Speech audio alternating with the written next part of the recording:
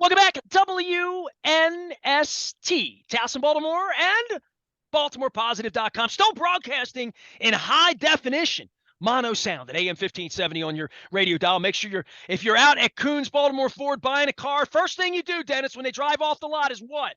Set number one to AM Set number 1570. one, That's what you need to do on the 1570 radio. AM. Absolutely. That's the first thing everybody does around here. Dennis Koulatsos is here. On Thursday, we're going to be celebrating 31 years on the radio. Tuesday is my 31st anniversary. It's December 13th, and I walked into WITH AM 1570 down at 5 Light Street with Kenny Albert. On Thursday, we're going to be celebrating 31 years with Rock and Roll Hall of Famer Gina Shock from the Go-Go's, as well as a whole bunch of rock and roll friends, old Hammerjacks friends, old bands like Milkshake and Beyond Words, and friends of ours. I'll be giving away some Raven scratch-offs, as well as the new holiday cash drop scratch-offs that Roz dropped off at Fadley's on Friday. Had an unbelievable conversation with Dan Rodrigues.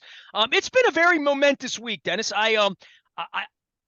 I was a real media member on Sunday in Pittsburgh. I had a pass. They gave me parking. I ate Mr. Rooney's cookies with Charlie Batch and Rod Woodson. I ate Mr. Rooney's cookies with a Hall of Famer, with a Ravens Super Bowl ring and not a Steelers ring. I had an interesting experience after 27 years of doing this, and they take away my license to practice, and then all of a sudden, I'm in the press box there because of Mike Tomlin. Mike Tomlin's the only reason I was at the game on Sunday. I found it interesting that Harbaugh came in and welcomed me into a room that he's been a tremendous part of banning me from and lying about it, which is even worse. So Harbaugh, I did not ask John a question. The questions I had already been asked. The biggest question in the post game, and I know you can appreciate this, is whether Tyler Huntley can play on Saturday because of the short week and the head trauma. And that was more of our question: is you have to play with a third-string quarterback for 4 quarters against Cleveland, although the kid looked poised. He looked okay. I mean, he really did. Yeah. Yeah, I don't think you're going to get. I think it's a fruitless question. I know that someone had to ask it, but you're not going to get any real clarity on anyone's injury, particularly right after the game. Last year, we heard Coach Harbaugh say that Lamar Jackson was week to week with the ankle, right? So he never played again.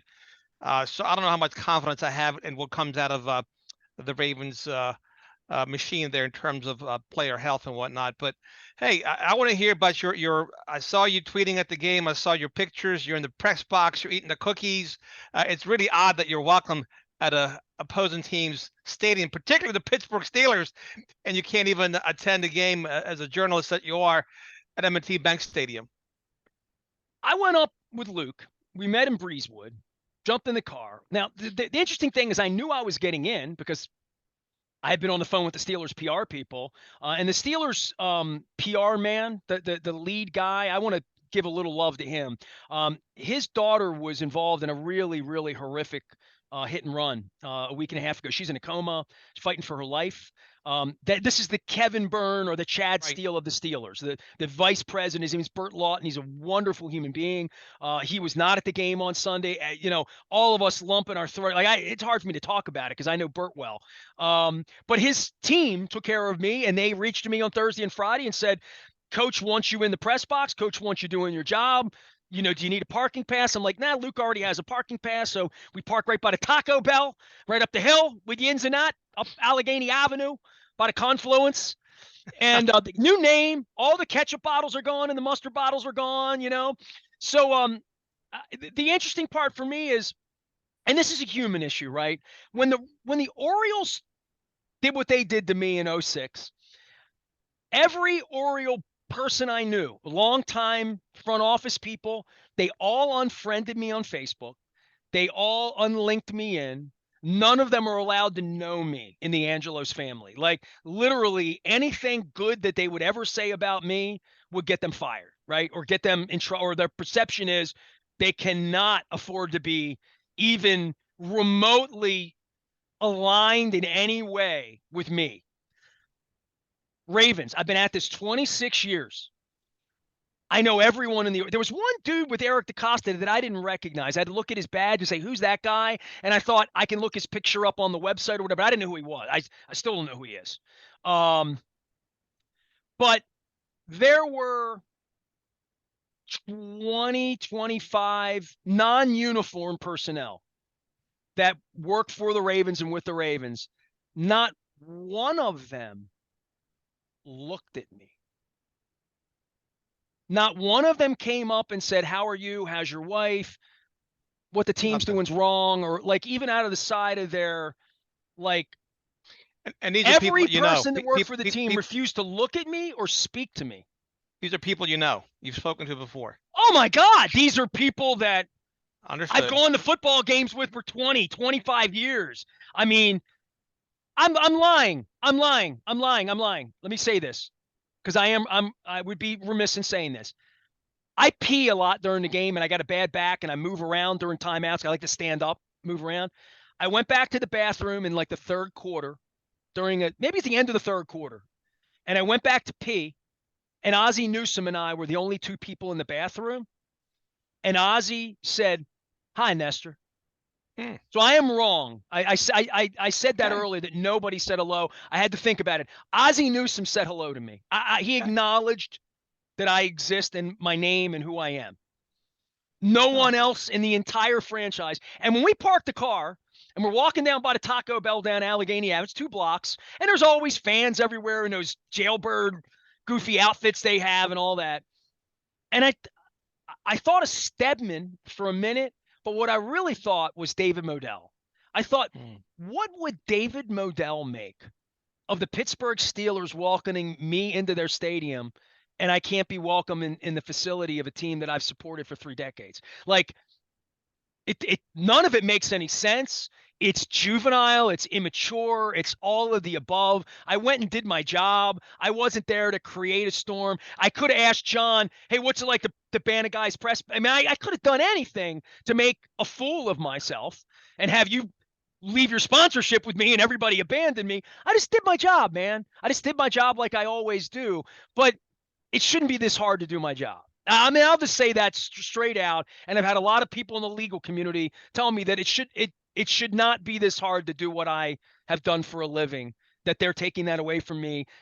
I spent a day in that. But that being said, I wrote my column. They won a game. They won with the Yeah. third string quarterback. It was a great game to be a part of. I mean, Luke and I were up watching the game, and we talked about it on the way home. We're like, it was an exciting football game for what it was, given the stakes with the Ravens and given the history of the rivalry. Yeah, I read your column with great interest, Nestor. One thing I picked up early in your column was you mentioned the empty seats on television. It looked like the lower bowl was completely sold out. Everybody was, elbow to elbow, and the upper deck was about 3/4 full.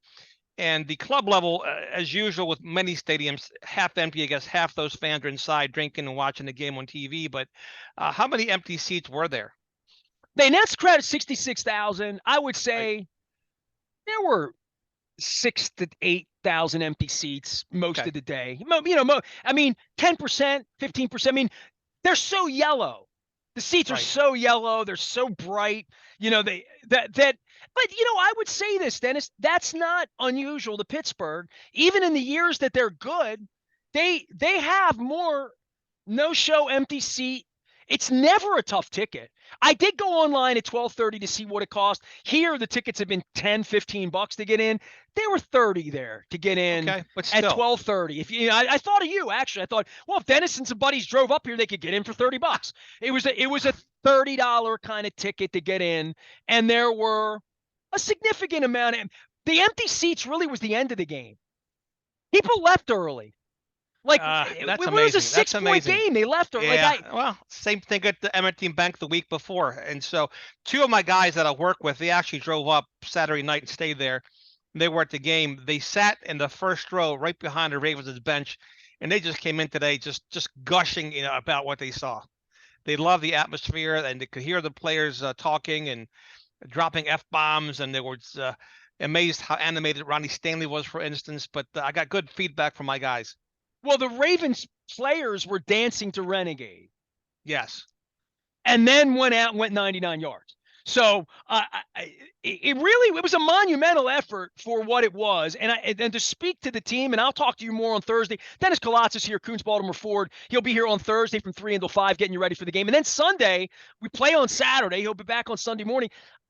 I would say for me with the game itself, very memorable. I mean, just having a third string quarterback come in. Trubisky, he will break your heart, won't he? I mean, he does everything. He runs, he throws, he recognizes defense, and then Queen made a Boom. great play.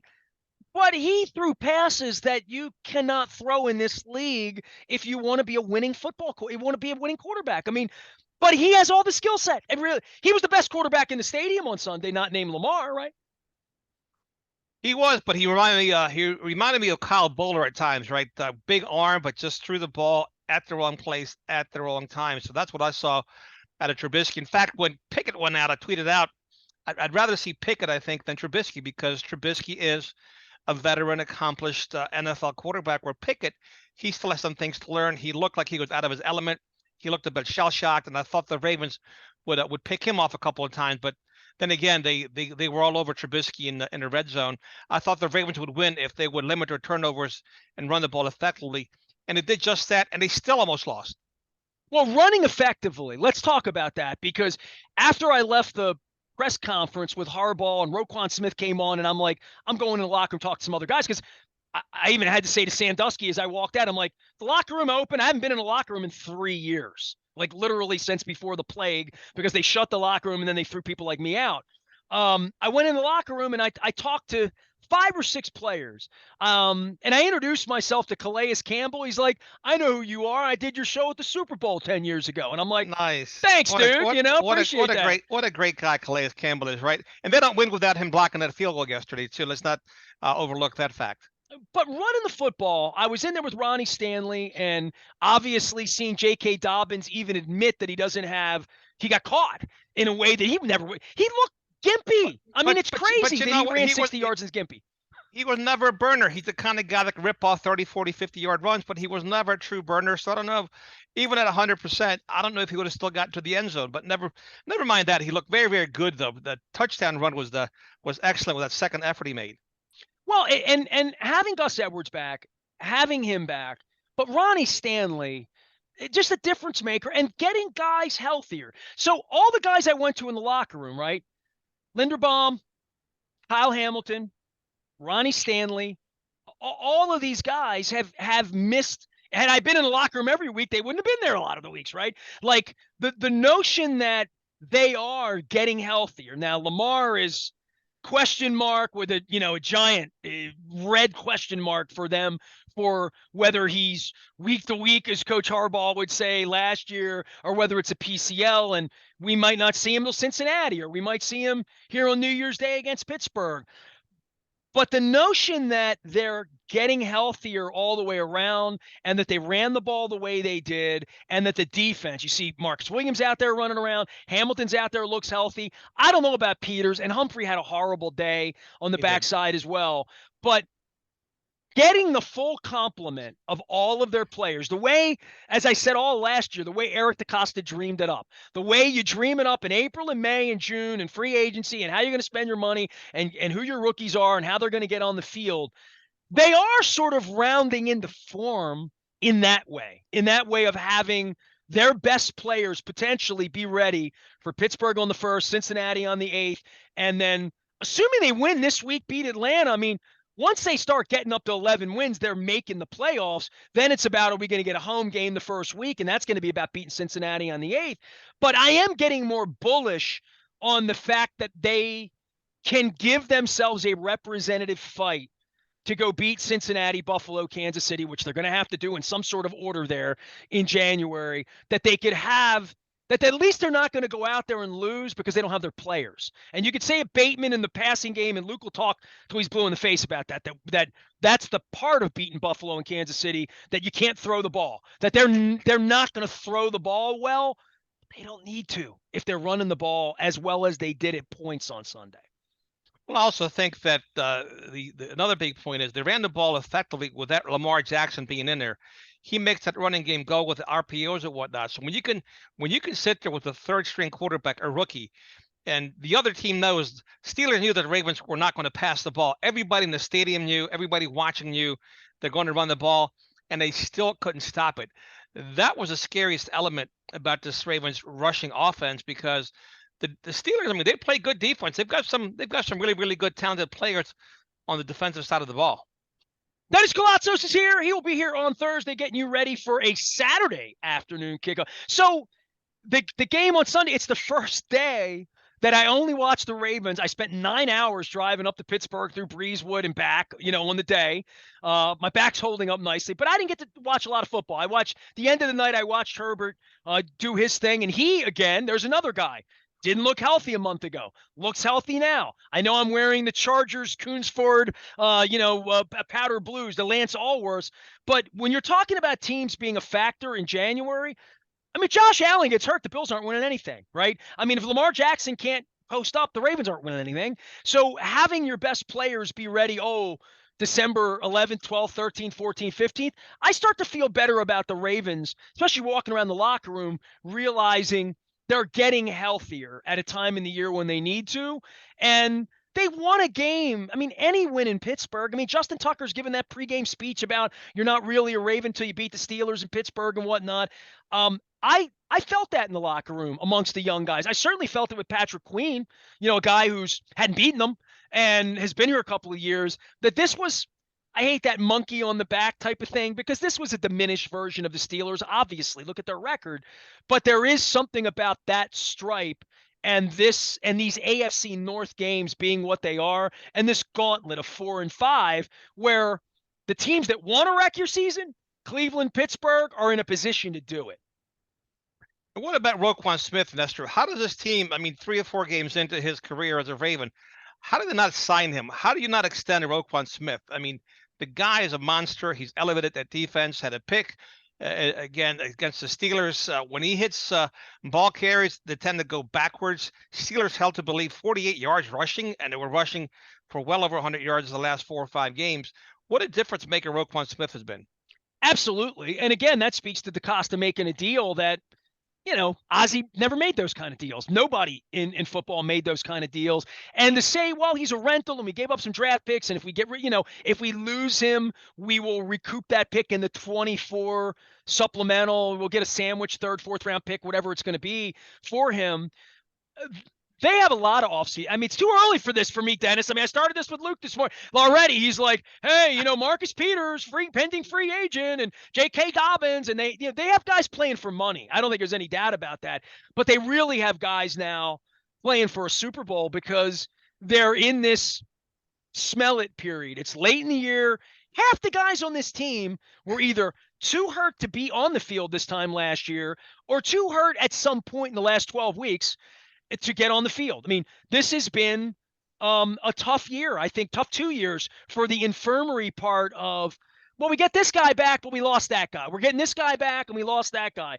The only guy to me they can't lose beyond Lamar is Ronnie Stanley, because they're not driving 99 yards out of that hellhole at the confluence after Renegade if Ronnie Stanley's not on the field. And they didn't have Zeitler Sunday either. So, there are some other pieces, but I start to envision what this will look like January 8th if they have a healthy contingent of players.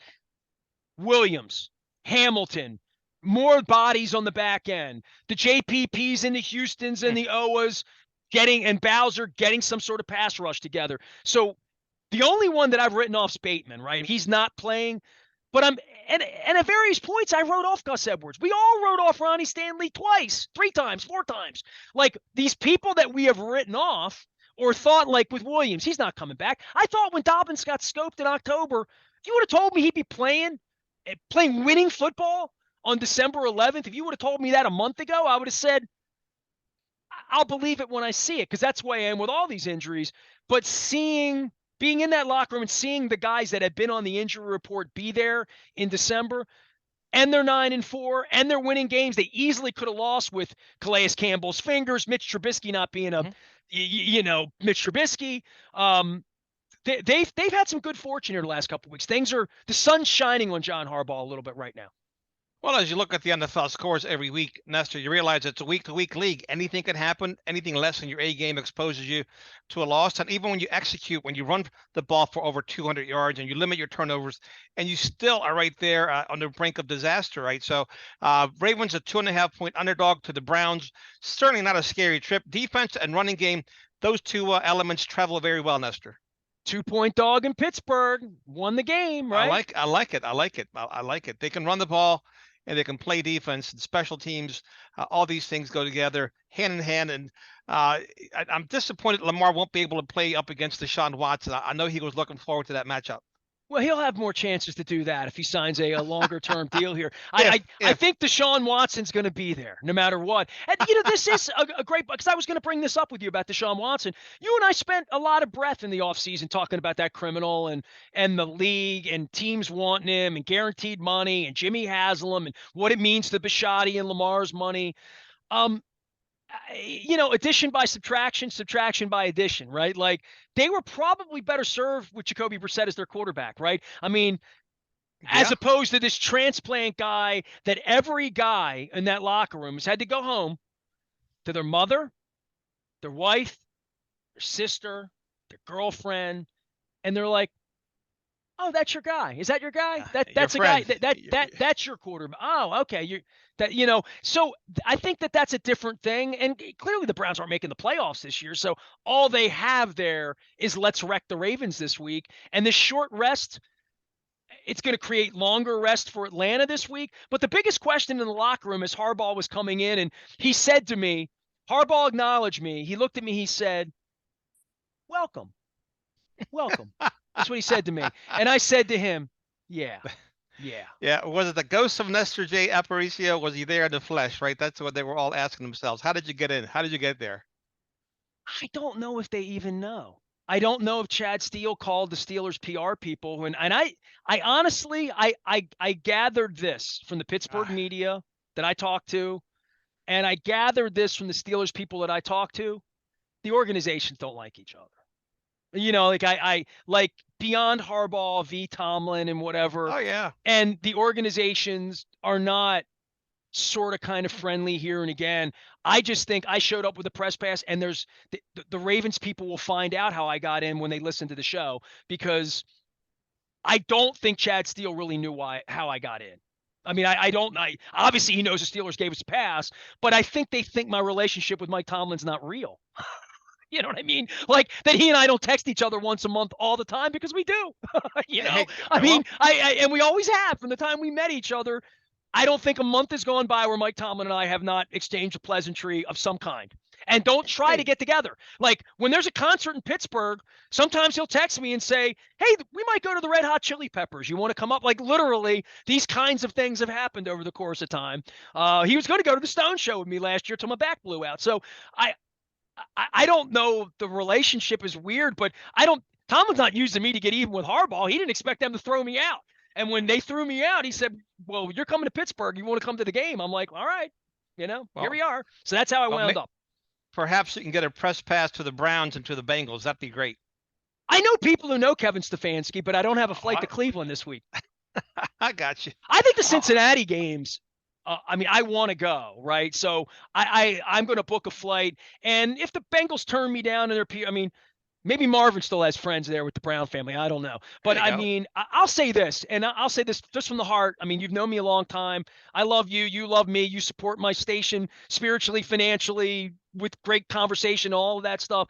I should be at the games doing my job. And it was never, ever more clear to me 100%. than sitting at the game on Sunday feeling unwelcomed by every person whose ass I ever kissed, whose things I ever did, and talking about football. I'm appalled at the people who work in the building, because it would be very easy to whisper out of the side of your mouth to me, "Hey, dude, what's been done to you is wrong, and I know it's wrong." But no, Chad Steele must own the building. I mean, just honestly, because for people who've known me 25 years to not even come over and throw an elbow of some sort of kind word, support. I mean, I'm appalled by Eric DaCosta. I am appalled by Pat Moriarty. But Ozzie did say hello to me, so I'm going to let Ozzie off the hook. There you go. Well, maybe you caught him off guard, right? Given the circumstances of where you were. But Ozzie has always been the classy guy, but he doesn't speak well for the organization. You can't censor, you can't eliminate people for whatever reason. You're there to do a job, and look, you're there to ask tough questions sometimes. It comes with the territory. they all love me when I was selling tickets for them, right? They all love me when I'm selling enthusiasm and creating fan base, and like they all love me. And now all of a sudden it's like because Chad doesn't like me, they don't speak to me. That was the really disheartening thing. I thought somebody and Harbaugh was disingenuous, right? If Harbaugh wants to be genuine, he's got my number. If you want to say hello, I'm like Peter Angelo. I'm a very available individual. You want to speak to me? I'm available anytime. I got plenty of time for everyone. That is There Koulatsos you go. here. He's got time for everybody too. Give me a little lowdown on what's going on at your place, because end of year, I had Leonard Raskin on earlier. We're talking about money and big checks coming in or checks going out or purchases that need to be made and like all that. I mean, there might even be a case for me here at NST from a corporate standpoint to get into a vehicle before the end of the year while the getting's good and all that. But you sell a lot of cars this time of year based on that, I would believe, right? We do. A lot of businesses need the tax break. You can depreciate things. You can write off up to $1 million worth of vehicles if you have a company. So you're going to check with your accountant, of course. But it's a wonderful time of the year, Nestor. We're blessed because we have 200 plus new vehicles in stock, more than anybody else in the region. Over 200 pre-owned, and of course the new ones generate wonderful trades for us and our customers. Ford Motor Credit supporting us with 2.9% for 72 months for most models. And it's just a fantastic time of the year to visit Coons Ford of Baltimore. All right. So listen, I was driving up to Pittsburgh and it was raining in the morning. It was a little hazy. And I got out by Turf Valley and I don't know. I'm just listening to Led Zeppelin. It's 7 in the morning. It's raining. I get gassed up at the Rofo up in Frederick, and a Ford Bronco went by me. And it was a really pretty color. I looked at it, and it wasn't like Oiler blue, and it certainly wasn't like Royals blue or Yeah. Cowboys blue. It was a blue I had never like. I don't know what to call it. It was sort of like Oilers blue, sort of like Columbia blue, but a little deeper than that. And I thought to myself, I don't know what color we're going to get. My wife's probably going to pick that one. But I thought if I walked out to Dennis's lot and saw that blue, that's the one I would want, I think. Do you know the name? Does it have some Cayman blue? Does it have some name like that? No, I'm thinking it's called Area 51. What? Yeah, they have some unique, if that's Hold the on. one. They have That's some it. unique That's it. I just Googled it. This is the Area 51. That's Area it. 51. So, for those UFO believers and non-believers, it's a really cool color. It's one of my favorites. Do you have that one? I have that one in stock. Really? I do. All right. All right. Well, she wants a Bronco Sport. I mean, she wants four-wheel drive before the first snowstorm. So we're going to talk about it. I'll save you lots of money. I'll cut you a Well, deal. I'm glad I talked to you about it because, like, I Yeah. saw the color. Now all I got to do is sell my wife on it. She There you might go. want the fuchsia one or something. I don't know what she Whatever, wants. But, whatever she wants. Whatever Jen wants, Jen gets. let me tell you this, and this is just let's have a little family talk here, since you have wives relationships. You know what this is like. The other day, we redid our place when we moved in January, and we got a new kitchen, the whole deal. And we built relatively cheap kitchen. We just bought what we bought. When it came time to get the stone and the granite, we went out and we're like, how much? I don't need the $7,000. Let's go with the $2,200, whatever, right? So we go out and pick this stuff out, and we agreed on, colors and stuff. And she said to me, this new top we have, it hides dirt. And I'm like, yeah, isn't it great? She's like, no, it makes a mess. You can't see the dirt. You can't see the mess. So now I'm thinking like this Area 51 blue, the only thing she's going to say is, does it show the dirt? It's more forgiving than if you had a white car or black car. We'll tell you that much. That's a fact. All right. Well, we're going to get out and see Dennis. He's over at Coons Baltimore Forward Security Boulevard. They, of course, sponsor our WNST tech service. So, Dennis, I stopped in Breezewood. I let Luke out because Luke and I meet in Breezewood because he comes over from Shrewsbury. So, and we both decided we had to run in and pee because it was like that. We're driving down the mountain. I had a coffee. I still was awake at 2 in the morning writing columnists. So I go into the men's room there, and it's typical Breezewood, right? Everybody stops in Breezewood to go to the bathroom. Everybody, because it's what you do. And it's a lot of Ravens jerseys, way more Ravens than Steelers on the way home. So it's, I don't know, it was probably 8 o'clock at the time we got to Breezewood. And I go into the bathroom, do my business. I'm rinsing my hands, and a guy in a Ravens shirt says, Nasty Nestor, I got to talk to you. And I'm like, here I am, dude. I'm rinsing my hands. Say, how are you, man? I said, I'm a little hurried. Get out of here, but how are you? He's like, I'm great. He's like, I got to tell you, I'm on the WNST tech service, and it's the greatest thing you do. And Luke was washing his hands at the other basin, and Luke walked out and didn't even hear this guy compliment Luke. So I said, oh my God, you're complimenting. Don't compliment me. Compliment Luke. Luke just left the bathroom. He's outside. So I made him go outside and chase Luke down, buying a coffee and a donut, and said, Luke, you got fans. So there you have it. Coons Baltimore There you Ford go. sponsored our There you go. WNST tech service. So I got a little bit of love even in Breezewood on the way home. The last time I was in Breezewood, we had a bus trip. This is 3, 4, 5, 6 years ago. And I swear to God, I had someone come up to me. I had a ball cap on, and he was convinced I was John Harbaugh. I don't know. At some period of time, I must have looked like John before the ponytail or something, because I did get a little bit of that. Are you John's brother? I've heard that before. And this guy took a picture with me and was convinced I was John. He wasn't even drunk. Okay. And I'm like, and my wife's like, don't tell. My wife started calling me John in the line. Hopefully bought you a beer. I don't know. No, we were in Breezewood. It was more like coffee or a Dairy Queen or something like that. Beer or coffee. Dennis, you are here on Thursday. I know you'll have Luke and some great guests as well. We'll be listening 3 to 5. Do you think they can win a Super Bowl? I want to ask people that, because that's really the question. The question is, they're going to make the playoffs. They're going to play like they are. Can they win? Do you believe in them? Well, Lamar was healthy. They had the 6 best chances to winning, and I think if he comes back and Ronnie Stanley's upright and they have no more significant injuries, then yeah, I think they have a puncher's chance to win a Super Bowl. Well, you want to believe, right? When you're 9-4, but they have to play perfect games, right? But then again, so did the 2000 squad, so did the 2012 squad. So they're getting healthy at the right time of the year. Lamar the 2019 MVP. They can certainly take anybody down. I think one of the things Luke and I talked about 5 weeks ago when the schedule softened up at this point, right? Yeah. Which is they can't win any points here. I mean, they won another ugly game, barely with a third-string quarterback. Fine. They'll probably beat Cleveland this week. Fine. Atlanta, they stink. So now they're 11-4, and you're still like, are they the Vikings? Are they just, the Vikings lost to the Lions, or like the Dolphins who lost 2 in a row now. You're like, yeah, they're a good team, but they're not beating Patrick Mahomes doing all this on, and that's, I'm trying to get across the river of denial here and say, all right. And in the locker room, I felt it a little bit in Pittsburgh on Sunday, because I looked and saw Ronnie Stanley upright, J.K. I looked around and Roquan Smith, guys that weren't even in the locker room 5 weeks ago. I see that they have potential to be a better team, and they haven't. And all these guys say this: our defense hasn't played to its potential yet.